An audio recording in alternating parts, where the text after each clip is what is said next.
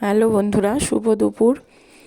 তো দেখো, এটা হচ্ছে বাগাডাঙ্গা বারোয়ারির আমাদের মা সরস্বতী। তো সরস্বতী ঠাকুর সবেমাত্র কমপ্লিট হয়েছে, এখনও বাস টাস খোলা হয়নি, মাচা খোলা হয়নি, খুলবে একটু পরে আমাদের সব ভাইরা পাড়ার।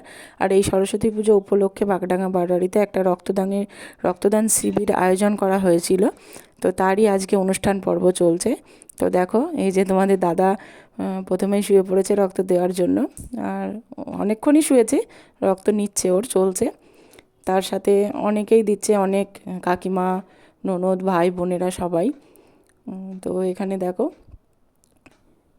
এই যে এদিকেও একটা ভাই দিচ্ছে, আর ওই যে পিঙ্কি ননদ, সে রক্ত দিয়ে বসে আছে। রক্ত দেওয়ার পরে আধা ঘন্টা বসতে হয়। এই যে কাকিমা খুব খুশি, রক্ত দেবে প্রথমবার। ওই যে কাকিমা এসছে। এইরকমভাবে অনেকেই রক্ত দিয়েছে, প্রায় 30 জন মতো হবে। তো খুবই ভালো লাগলো। আর রক্তদান মহৎদান, সবাই একে একে চেষ্টা করবে যে রক্ত দেওয়ার জন্য।